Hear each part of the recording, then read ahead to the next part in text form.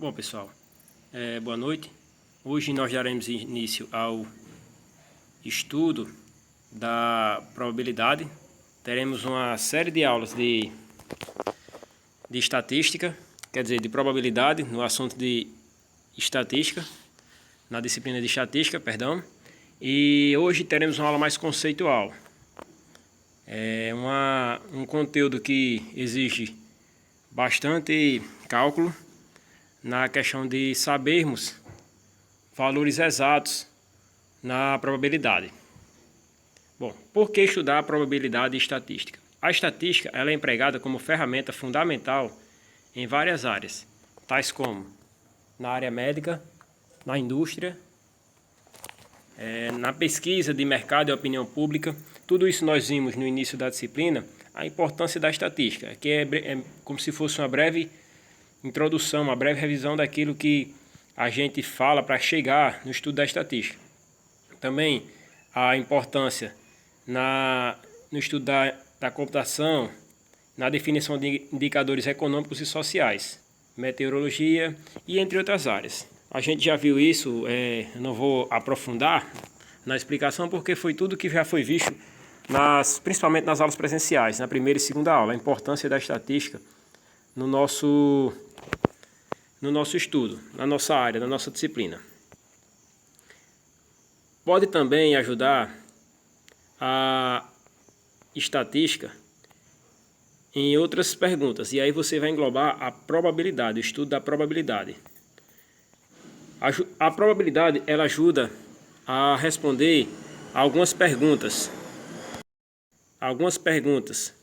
Por exemplo, será que se jogarmos sempre no mesmo número da Mega Sena, teremos uma possibilidade maior de ganhar? Se em um teste com várias perguntas,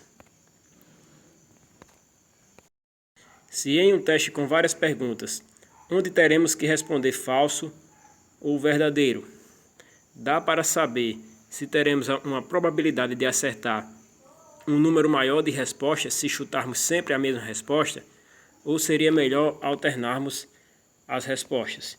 Então, assim, são perguntas que ou a gente rotineiramente fazemos, né? Seja de forma informal, seja de forma que necessite de uma decisão em nosso trabalho. São perguntas que nós fazemos no nosso dia a dia que envolvem a questão da probabilidade, das chances de acerto, né? Até mesmo na prova, se eu chutar todas as questões, a alternativa 6, quanto será que eu vou tirar? Ou seja, tudo é mera probabilidade, né? Que a gente acaba conversando em nosso dia a dia. Para modelar ou avaliar o sistema a ser estudado, é preciso coletar dados e fazer algumas suposições. Caso 1, o sistema já existe e deseja-se coletar dados para seu estudo e modelagem. Caso 2, sistema não existe e deseja-se criar um modelo para prever o seu desempenho. Então, isso aqui é a questão do modelar um sistema, ou você vai estudar um sistema. E aí você coleta dados e cria suposições. Você vai usar a probabilidade no caso 1. Você está usando a probabilidade no sistema que já existe e você quer coletar dados para o seu estudo. Nesse caso o sistema não existe, no caso 2. E você quer criar um modelo para prever o seu desempenho. Então você vai utilizar de ferramentas estatísticas para prever o seu desempenho.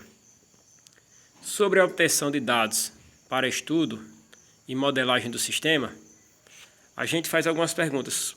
Por exemplo, por quanto tempo deve-se coletar os dados? Pode-se usar os dados coletados durante um certo período, amostra, para concluir o comportamento do sistema? Como definir o período no qual deve-se coletar os dados? 24 horas somente pela manhã, no horário de maior uso do sistema? Se o sistema não existe, como obter os dados para criar o modelo? Então observem que aqui eu estou falando uma coisa que é comum.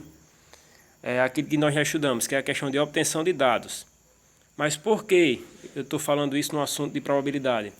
Para a gente ver o envolvimento nessa questão de que primeiro a gente vai coletar nossos dados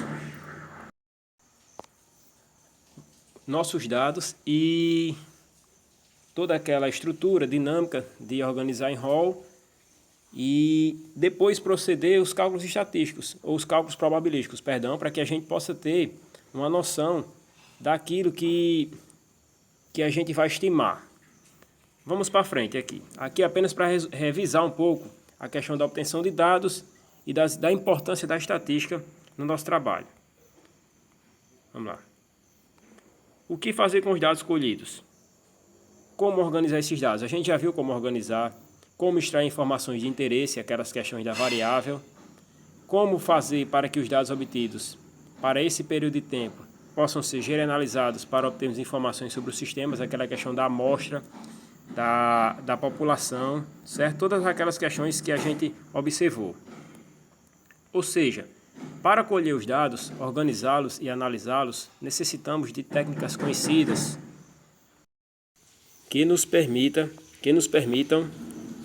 responder a essas questões com segurança e objetividade.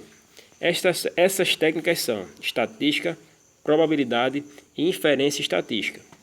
Então, assim, na verdade, aqui foi mais um início, né, um resumo geral daquilo que a gente já viu, porque a gente já estudou as definições do que é estatística, os seus conceitos básicos, desde a amostra, população, variável, variabilidade e todos aqueles outros conceitos.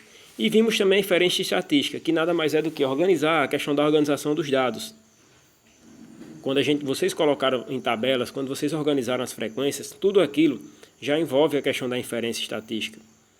Quando vocês estabeleceram o tamanho da amostra, tudo isso é organização, a inferência estatística. Então, outra técnica para organizar e analisar os dados e nos permitir responder a questões com segurança e objetividade é a probabilidade. Então, com isso daremos início ao estudo da probabilidade, que tem por definição teoria utilizada para estudar a incerteza dos fenômenos de caráter aleatório. Pode-se dizer que é a teoria utilizada para quantificar o caso, certo? Vocês observam aqui as definições também de estatística, inferência estatística, que são conteúdos que nós já observamos. Então, tendo essa definição, daremos início ao estudo da probabilidade em seus conceitos básicos. Então, quais são esses conceitos básicos fundamentais da teoria da probabilidade? Bom, o primeiro, nós temos aqui o fenômeno aleatório, que é a situação ou acontecimento cujos resultados não podem ser previstos com certeza. Exemplo, o resultado do lançamento de um dado, né? Nós sabemos que um dado tem 6 lados. Você vai jogar isso aí. É uma situação que o resultado não pode ser previsto com certeza. Vocês têm mais ou menos uma noção que dará o número de 1 a 6. Mas é uma situação que você não pode prever o resultado com certeza. Então, outro exemplo é o clima. O tempo no determinado dia da semana que vem, né? Onde você lê clima e imagina o tempo. O tempo vai estar como? Chuvoso, o tempo vai estar quente, vai estar seco. A média final que você vai tirar nesta disciplina. Quer dizer, você não tem a certeza da média que vai tirar. Você faz uma estimativa. Eu vou passar com média 7, eu vou passar com média 8, com média 10. É uma estimativa. Tendo o conceito de fenômeno aleatório, vamos ter o conceito também de espaço amostral. O conjunto de todos os resultados possíveis de um certo fenômeno aleatório. Denominaremos esse espaço amostral pela letra grega ômega. Esse símbolo aqui também que, para quem estudou já a questão de eletricidade, representa a unidade de resistência elétrica, ômega, né? Então, ele também em estatística, ele tem outra função, ele representa o espaço amostral. Vejam como é interessante. O espaço amostral,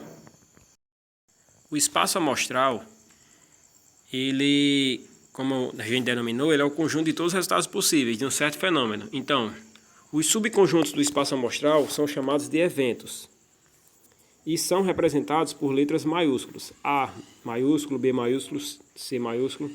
Um exemplo aqui, uma moeda. ela é lançada 2 vezes e observam-se as seguintes faces obtidas.